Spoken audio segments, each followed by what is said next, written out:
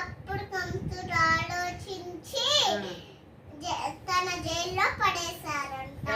వాసుదేవుడు దేవకి వాళ్ళ పుట్టే పెద్దలన్నీ పోయి గోడకి త్రేస్తాడంట, చనిపోతారంట. వీని బిడ్డ కొట్టే టైం వచ్చిందంట. ఆదిశేషుడు పడగ విప్పుతాడు, పైన వర్షం పడుతూ ఉంటది. యమునా నది దారిస్తుంది, వెళ్తాడు దాంట్లో. అప్పుడు వెళ్ళిపోయాడు. యశోద పక్కన పడుకోబెట్టి యశోద పక్కన పుట్టిన ఆడపిల్లని తీసుకొచ్చేస్తాడు. పాప పుట్టింది, వెంటనే వెళ్ళి కంసుడు చెప్పాలి అని కంసుడు చెప్పాడు. మహారాజా మహారాజా పాప పుట్టింది అంటే వెంటనే వెళ్ళి గోడకి విసిరిపోతాడు.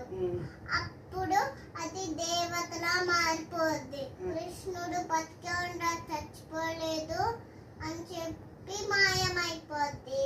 కోపం వచ్చేసి వేసేసి పోతన రాక్షసిని పిలిపిస్తాడు. పోతన రాక్షసి తన రొమ్ము నిండా విషం నింపుకుని వెళ్తుంది.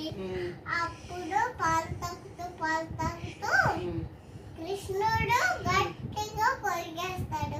అప్పుడు బయటకు వచ్చేస్తుంది.